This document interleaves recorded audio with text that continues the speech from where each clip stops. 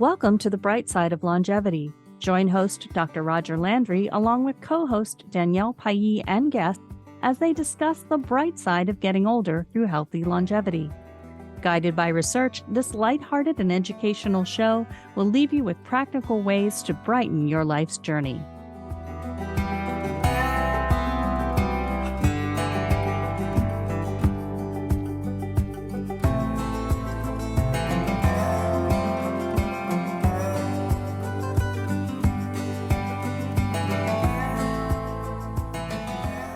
Patricia Raskin is a pioneer and trailblazer for positive messaging, and she facilitates this work as a trainer, inspiring public speaker, author, entrepreneur, producer, media coach, and talk show host.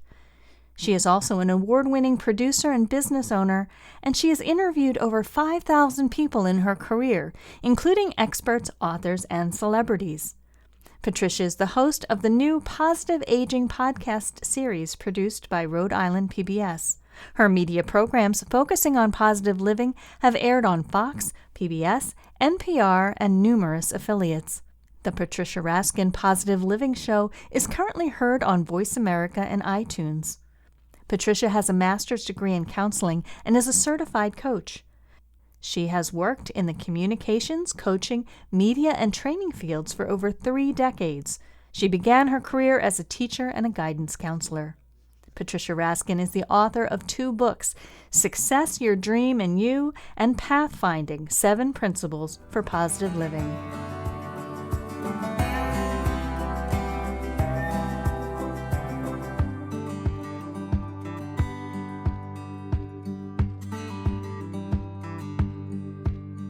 Well, welcome everybody to the bright side of longevity. We have a pro with us today, Danielle. Good to see you, by the way. And I'm always comforted to be on a podcast with such a pro yourself. How are you?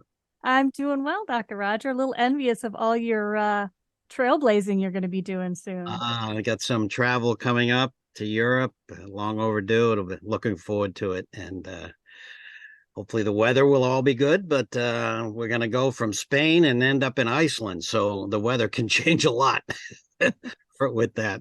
But we do have a pro today. Patricia Raskin, welcome. Thank you for being with us. And I want you to know that I just came back from a cruise and our last stop was Iceland. Was it? All right. Well, we have to connect and take some notes, you know. It's a long overdue bucket list, particularly for my wife Paula, who has never seen the Northern Lights, and this will be in October when we're there, so we should see them. So beautiful, yeah. Look forward to that. I get to see them a long time ago, but hey, I could see them every night. So, Patricia Raskin, you know, the people heard your immensely long and intricate, complicated, and very accomplished bio before we started all this. So they know your history and what you do. But you were with us last year when we were talking about your media work and positive aging. And but maybe we should refresh our listeners' memories. So basically, how did you begin your work interviewing guests with a focus on positive aging, Patricia? Well, I started this work over 4 decades, and I was really focused on positive people and positive living. The positive aging has come over the last 5, 6, 7 years, which is really the same thing as positive living. It's just that we're older, so we have different considerations. And it just kind of evolved. It evolved from me being older and focusing more on that age group. And also baby boomers are the fastest growing population or fastest growing age group. And so it just fit. And I find that the principles are really the same, but there are accommodations as we get older. Yeah, you can't avoid the demographics. They're huge, and I was just reading how an article, it was the AARP magazine, so maybe it was self-serving, but they're saying how the demographic is changing the world, the demographic, and it certainly is. And then all the things that we're discovering, I guess they're just it's an optimistic story, really. And I can see how you would get it out there, but you do it so well. Danielle, I don't know how many episodes we have. We have a lot of episodes, but we're just starting out next to this woman, you know. Well, I've been doing this for decades now, and it's really been, a labor of love and a passion that turned into a career. And it has helped me a lot, Roger. I think for me, and I might have said this in my other interview, but I do often say this, that there's a book by Richard Bach called Illusions. And in the book is a parable. And there's a statement in the parable, I think it's said by the Seagull, Jonathan Livingston Seagull, and it says, "You teach others what you need to learn most for yourself." And that's what I've always, always done. I mean, I was a guidance counselor in the elementary school when my daughter was little, and I needed to be a better parent, and I taught parenting skills. I needed to be more positive in my life, and I started doing positive living interviews. So when I've needed something, I've really I've taught it, and that's what helps me. That's interesting. It's not, but at first blush, it looks counterintuitive, to teach something that you yet are not where you want to be. You see some up on a pedestal. That's excellent. And I think that's so healthy. Well, that makes you the pro that you are. And man, have you ever talked to some interesting people and big celebrities? And so we are honored to have you and your experience with us today, Patricia. Thank you. So, positive aging, and it has been called many different things. I don't, you can't really sum it up, but what do you believe are the most important things that we've learned, the takeaways from this whole positive aging movement? Well, for me, and I think in general, I think we have to face the fact that there's still ageism, and that's there. It's the elephant in the room, but it's there. And we see it with our leaders, where people are immediately judged for their age. Now, it should really be that we're judged for our ability and not our age. And some people are judged more than others. But I do think ageism is there. And I think part of it is a myth in that, older adults are savvy, they're bright, they often have more disposable income, not always, but often. They're often computer savvy. They often want to learn and grow and learn new things. And that's not what we see. It's also not what we see in the media. If you look at most of these commercials for pharmaceutical commercials, you will see a lot of the people are older and they're out there and they're playing with their kids and their grandkids. But it's all about helping us take something because we're not well. And then we also have the side effects that go along with it. So it's almost like this is the age group that we have to expect that if anything goes wrong, it will. Now, it's true that you are more susceptible as you're older, but it doesn't have to be that way. So I think the takeaways are we don't have to have the ageism, right? I think, and we're living so much longer. People are going to live to 100. We have all these medical breakthroughs. We have all these technological breakthroughs that will make us live longer and happier if we work at it. We have to do the same things that people younger have to do: eat well, exercise, sleep enough, and sleep well with quality, have friends, have a support system. I mean, all of these things are going to make a difference at any age. But if you've done them younger, it's going to be easier when you get older because it's part of a habit, and it will help you to stay youthful and to have the energy and the vitality, because it's really about energy and vitality. It is your performance. Well, that's very well said. But I don't think people realize that ageism is a new phenomenon as far as our species is concerned in the big scheme of things. That before the Industrial Revolution, it really didn't exist all that much. People valued older adults as they do in the blue zones now. So, I mean, when you think about it that way, this is new. I think most people today think, oh, this has been around since humans have been here, and again, not true. And again, we can see it in the blue zones as cultures and small societies that still exist today. But wow, I mean, it is. Will it change? Do you think? Are we changing it? Oh, I think it's changing a lot. I mean, because as we said, I read somewhere that our children and grandchildren will live to 100. We didn't have that in our generation. So yes, people will live longer.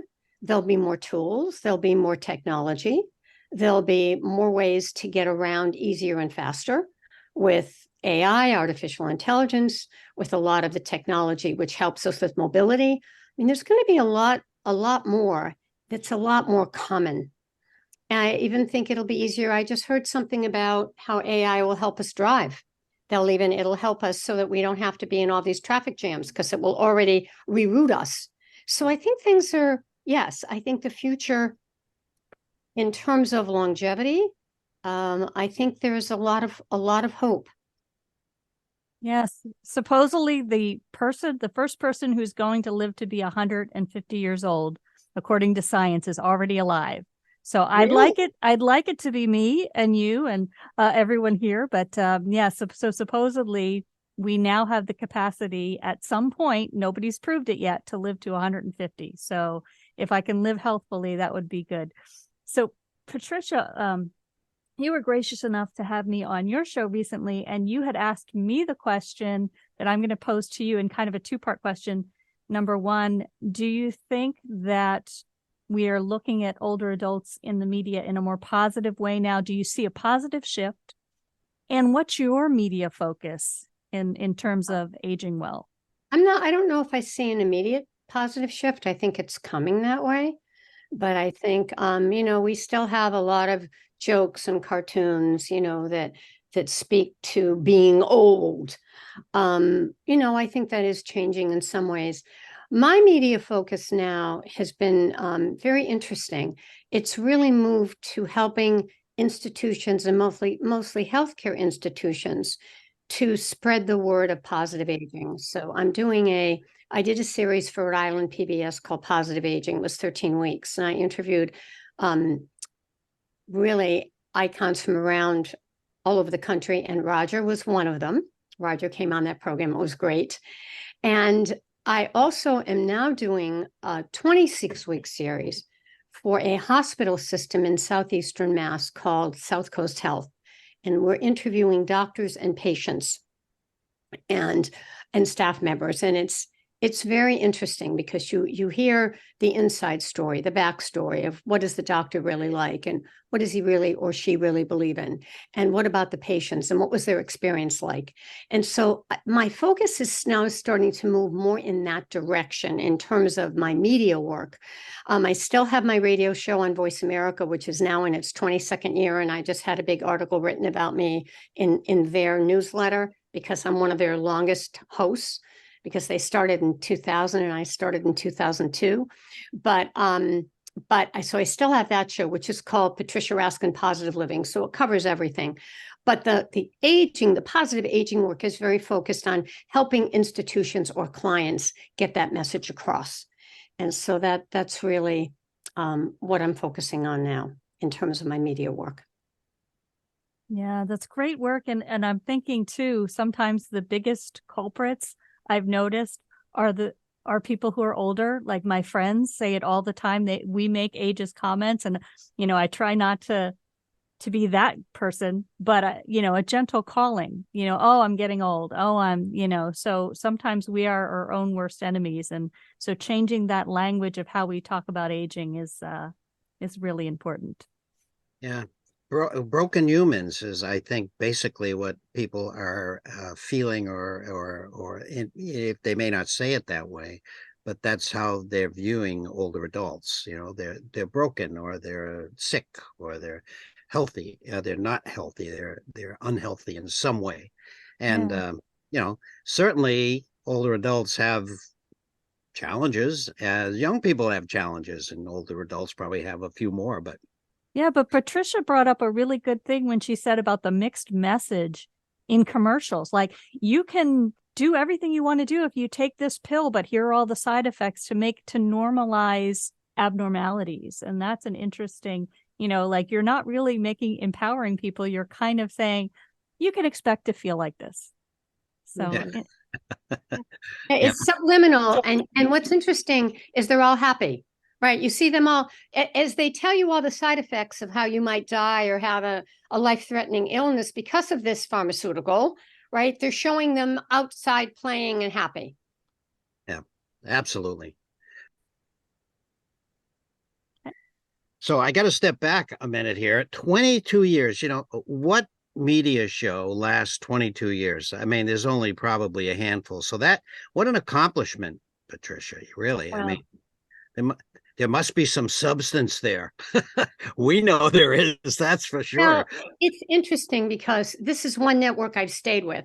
I've had lots of shows over the years, but it might be 3 years, 5 years, 10 years, and then you move on, but this is just one that I've stayed with because I've had that opportunity, and I've helped the network too as well. But it's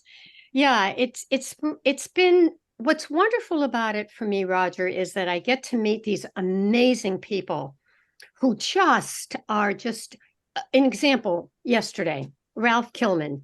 Ralph's got to be, he's probably, I don't know how old he is, but he's been doing this for over 4 decades. He wrote a book on conflict style, and he's one of the pioneers. And it's almost like talking to Seligman. He's like a Seligman, only he is with conflict resolution.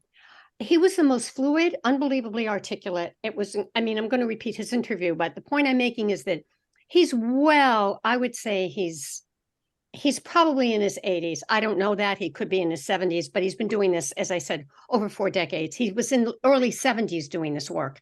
And he said he talks about conflict, and he said conflict was not even a big deal then. It wasn't. Now everyone talks about conflict.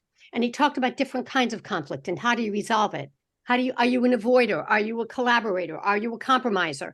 And just to be with someone of that longevity and stature, and it was really powerful, to speak to in a way, the authority.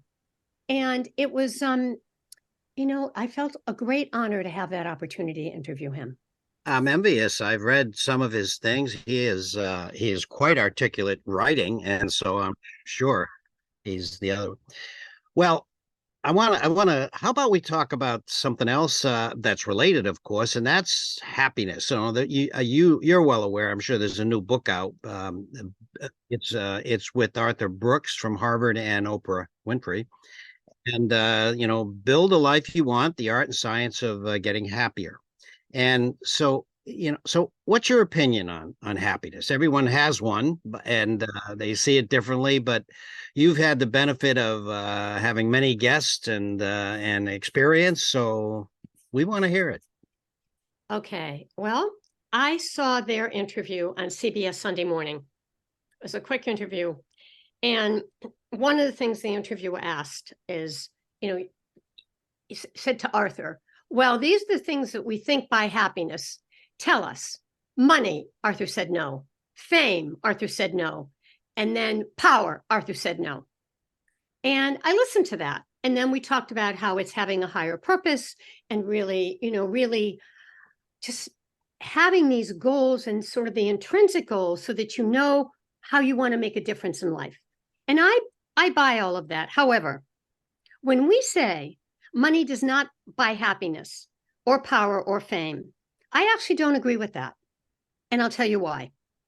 Because if what money does to me is it gives you that freedom to do those things that allow you to make a difference. Now, you could say to me, oh, wait a minute, Patricia, you can go volunteer in a soup kitchen. It doesn't cost you anything. That's true. But I could also give a lot of money to that soup kitchen if I had it.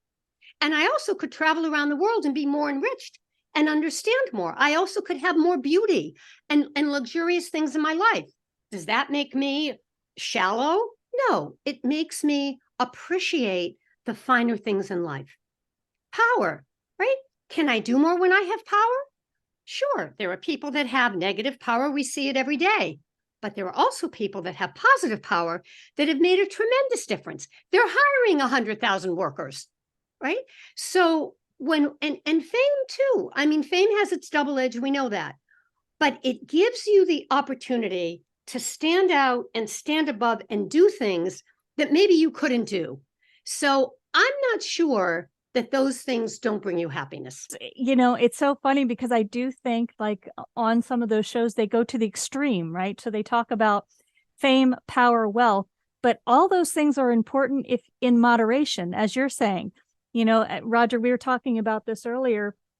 that according to studies, $80,000, up to 80,000, you're happier. Why? Because you can take care of yourself and your family. And then after that, you kind of reach that level of, it doesn't buy more happiness. So maybe extreme wealth doesn't buy happiness, but being able to support yourself and travel does. Maybe finding your purpose is certainly important, but do you have to be famous? No, but you have to have purpose and community around you. And when you're talking about power, who doesn't want to be personally empowered? You don't have to tell other people what to do, but to be powerful in your own nature. So I think some of the flaw is they go to such an extreme with that. Let me just say one more other thing is that, for example, you go on a trip. I'll give you an example, flying.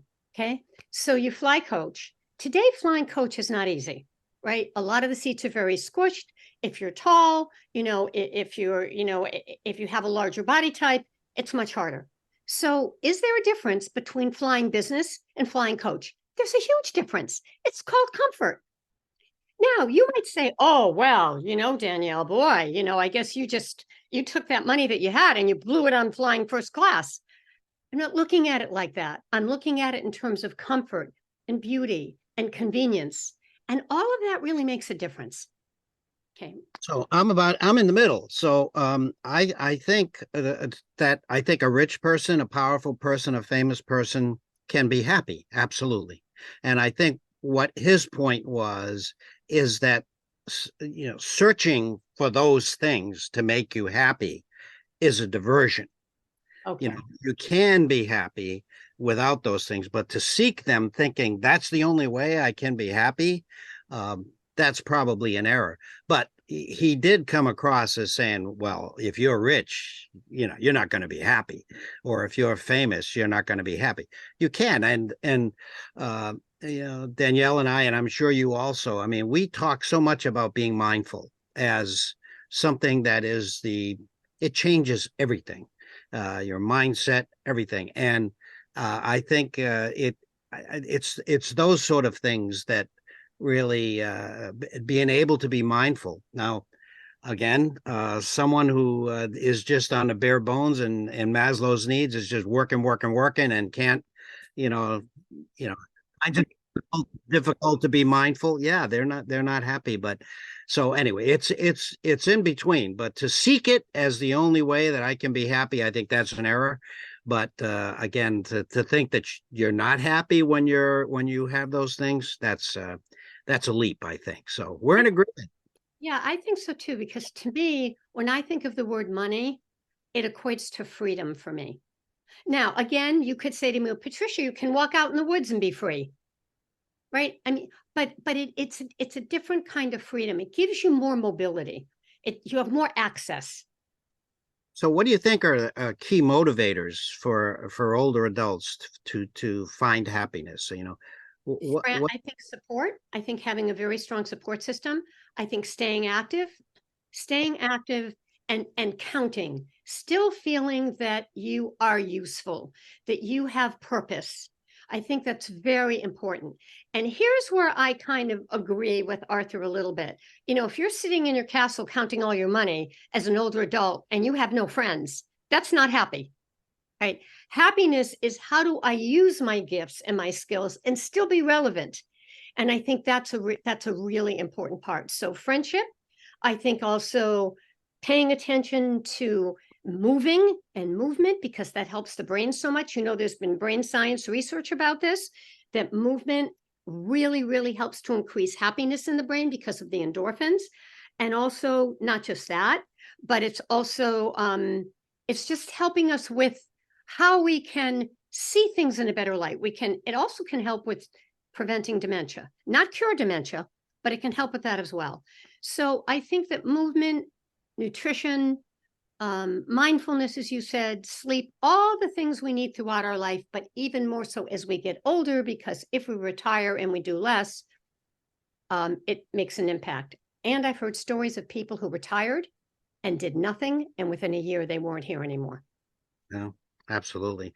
Well said. And I think the three of us have pretty much dedicated the last decades of our professional life and just those sort of things, that kind of message, moving, learning, connected, purpose and meaning. Yeah, absolutely. That brings healthy longevity, and I think it with it happiness. You've heard the term you choose to be happy, and I think that goes to seeking something, thinking that that's the only thing that's going to make you happy. That's a false journey, I believe, for people. Yes, but Roger, the- and also putting yourself in situations that make you happy. If you're going to be with a miserable person and you're dreading it and you know it's going to make you unhappy, don't do it. Right? Or if you know you're going to go into an environment, unless there's a reason you have to go into something, try to be around things and environments that uplift you. There's enough to read the paper. Read the paper. Every day there's a million things that are wrong. How often does the paper really tell you what's really, really good? Sometimes. The data shows that the happiest decade are people in their 70s, and there's many reasons for that, but I think that's one of them. They can let go with many things that we felt were absolutely necessary, namely being with people we don't like or people who don't enrich us. I think that's an important one. And seeing where that so much of what we chased after is BS and is not going to bring us happy. I think that's why elders can sometimes cut to the chase, so to speak, and know how to be happy. When I first started this, I was in my 30s. I mean, I started teaching before that, but when I first got into the media, I was in my 30s. And in those days, they used to say, if it doesn't bleed, it doesn't lead.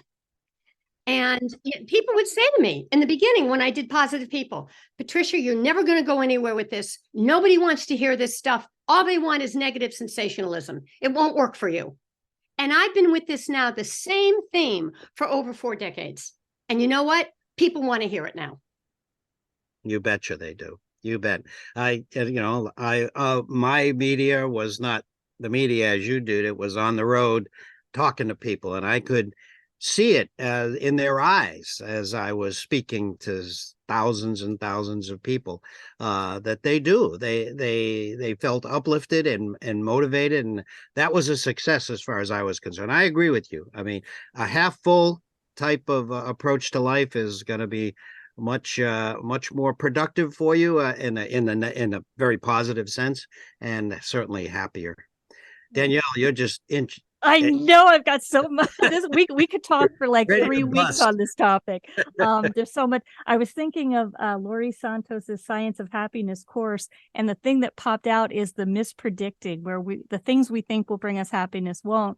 And it all gets down to the basics of, Roger, you talked about social connection, and Patricia had added that, essentially your vibe's your tribe. You also need to get rid of the people who are draining you, because how can you be positive?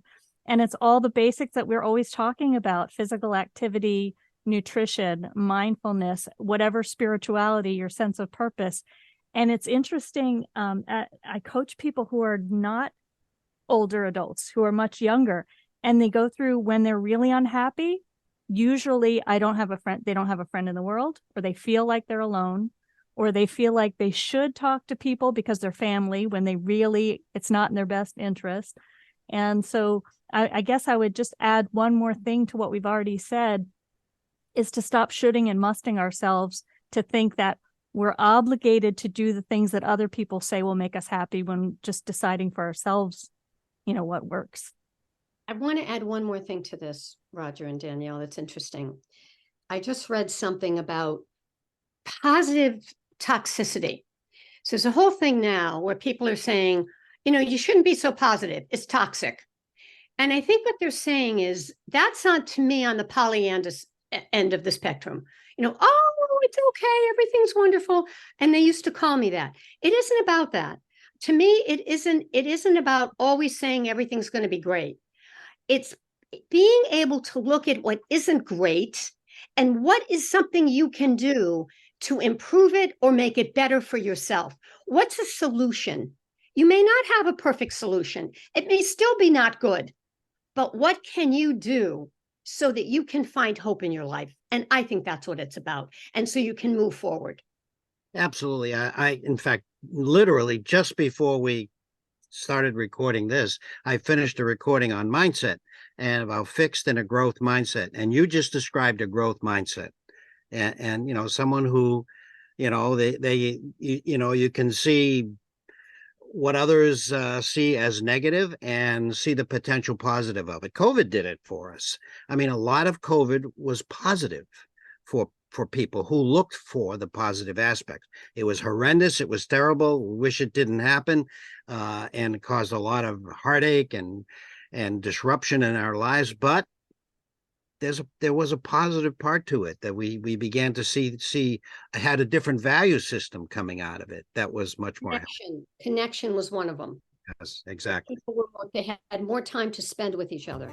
Absolutely.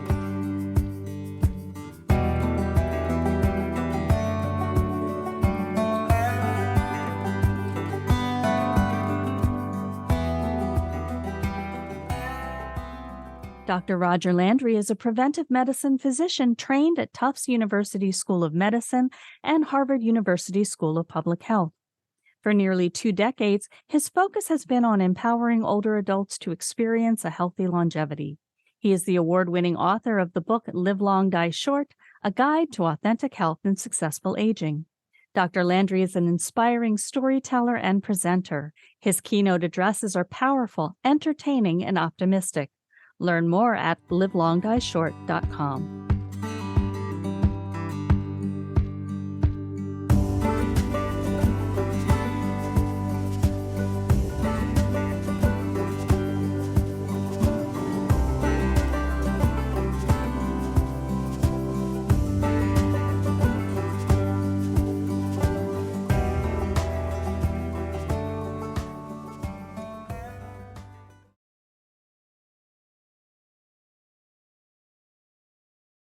I love this because this resembles positive psychology and the upward spirals. And I think we all live in the same world because, Roger, yesterday I was doing an Insight Timer course and I was talking about toxic positivity.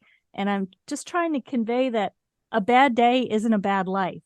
You can say, I'm having a really terrible day without it being, oh my gosh, you can't say that. You have to be positive all the time. And just as Patricia said, what can you control? What is in your power to make a difference? And as you say, Roger, recognizing what you're ready to let go of if you can't, right? Fix it, make it better, walk away. I think the Buddhists have it right, you know, and accept things the way they are, and all things change, and you know, and then you know, find your purpose and your connection to others, and it's not trying to change the world or to you know, I see the Barbie movie. I haven't seen the Barbie movie, but you know, it's like all colored pink, you know. That's kind of the toxicity of positivity, I think. But I want to say something too about what we were saying when you just talked about the Buddhists, and that is gratitude, and that is believing in miracles. Now, I'm spiritual, but just those little things that don't seem like anything that the normal eye wouldn't pick out. And I'm going to give you an example. This happened to me yesterday, and I really saw it as a sign of protection. So I was driving my daughter to the train to get to New York. And this has happened to us before. We get delayed and whatever. Now we're late. And I'm rushing and I'm speeding, which I never do. And we're like counting, okay, can I speed? Can I go a little? Anyway, we got to the train. She made it within 3 minutes. This is very interesting. She gets on the train. She hops up the stairs, doesn't take the elevator with the suitcase, runs down. And just as she gets to the track, the train pulls in. It was 3 minutes late. She gets on the train and I'm thrilled because she would have had to wait 2 hours. The minute I left, there was the most tremendous downpour that you've ever seen. I mean, so bad that you could hardly see. It was like almost invisible. And I'm going, are you kidding me? All the way home, almost to where I was going, and I'm going, oh my God, if this had been when I was taking her, we would have been late because I could have only driven about 30. So it was, to me, it was a sign that, you know what? It was okay. She's being protected. I'm being protected. She got where she was supposed to go. And whoever it was, God, the higher power, because that was uncanny. I mean, that was amazing to me that would happen. And that to me was a sign of gratitude and hope that, you know what, stop worrying so much, Patricia. Things are going to be okay.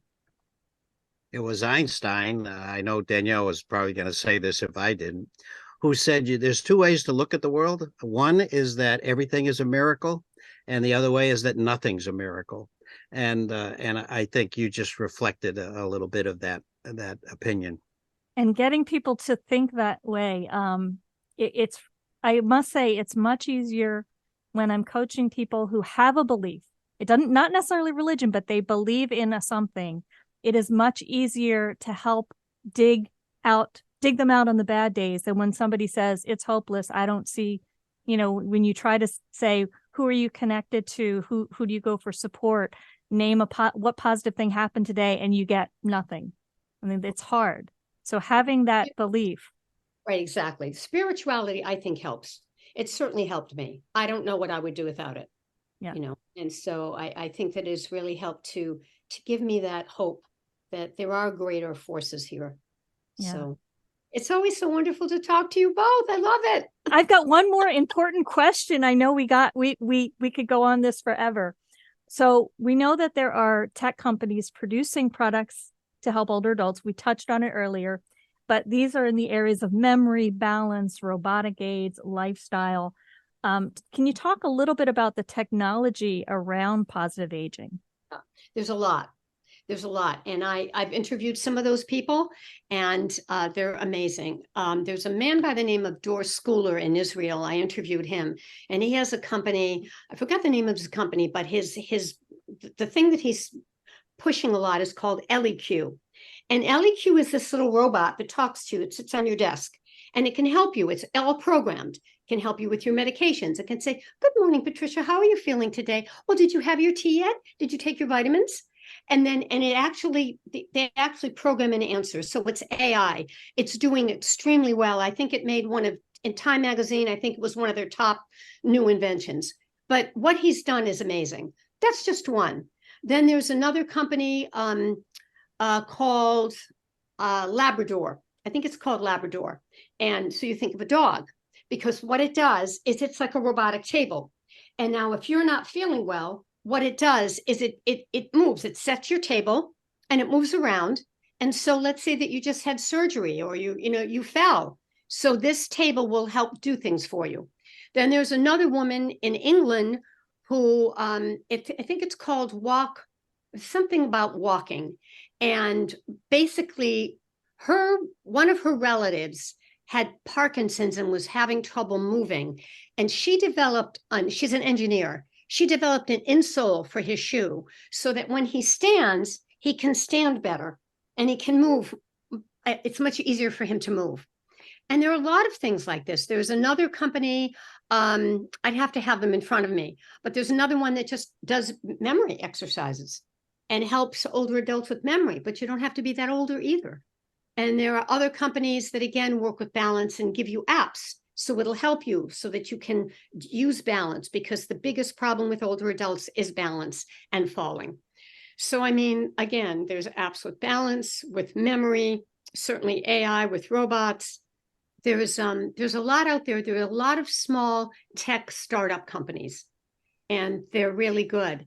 There's some that have things on the ceiling that will alert you if there's a problem. They'll alert you if someone falls, or they'll alert you if you need something. Or there are even AI pieces that will let the family know, they'll let the family know what's going on, so they can see electronically what's happening with the older adult family member. I mean, it's pretty powerful stuff. Brave new world, right? It certainly is, and with the demographics driving it, I think even the young techies are interested in improving the lives of older adults. So, and it's often young people who are doing this. Yes, it's exactly. Hey, I've got my Aura fitness ring that sends me a notification if it says, "Oh, your heart rate variability, your heart rate is a little bit lowered. I think you should take it easy today. You might be stressed." It's a ring, and it's attached to a phone app, and it will actually tell me, you should probably take it easy today. I've heard it. I've seen the watches, but I haven't seen a ring. That's something. So I know. And just think about how it can tell your family. I mean, that can be a stress reliever. Like, I'm worried about my older adult, and now I just got the information that they got. it spread to my phone or was able to be communicated to my phone as well. So what's ahead for you now, Patricia? What's in What do I your want? What do I want for the rest of the time? I wanted to be able to still be purposeful. I'd like to be able to do more podcasts in the healthcare field and in other fields. And I'd like to continue doing my training. I do a lot of corporate training, Roger, in the area of conflict resolution, stress management, mental health. We've had so many mental health issues now. So mental health awareness, organization, all of those kind of life skills. So I want to do that. I would like to write my third book. I'm not ready there yet, but I've written 2 books a long time ago. And I really do want to write a third one and share more of these amazing stories of amazing people that I've met. And I just think there's a lot out there. And as I said to you, I think what keeps me going is doing the work. A lot of people, work, they go 9 to 5 and then they can't wait for the weekend. The work is what energizes me. I think we see that. Roger, I think she's going to be the one to live 150 out of the 3 of us. I think it's going to be her. Oh, that's right. Oh, well, keep doing what you're doing. You're helping all of us. You're helping our species, and you're able to use the media in a very, very positive way, which is refreshing to see these days. And so we're just thrilled that you're here. I see a third episode when the dust settles for you, maybe a little bit, which may be quite a while. But we love meeting with you and hearing what's going on in your very, very busy world. Thank you, Patricia. And Danielle usually asks, how people get in touch with you. So I'll do it this time. How's that? How do they find out more about Patricia Raskin? PatriciaRaskin.com. I have to tell you, I'm having my website totally revamped and I'm so excited about it. And so it's not quite there yet. We're in the design stage, but it's PatriciaRaskin.com and it'll lead you to everything. It'll lead you to how to find me, or you can write to me, Patricia@PatriciaRaskin.com, and get on my newsletter list so you can see all the great guests I have on every week. Well, thank you once again. We were honored. Danielle and I are honored, and our listeners, I'm sure, are going to be uplifted by all of this. Definitely a positive message. So you live what you talk about. So thank you. Thank you very much. Thanks, Danielle. Thanks, Roger. It was an honor and pleasure to be with you, and uplifting for me.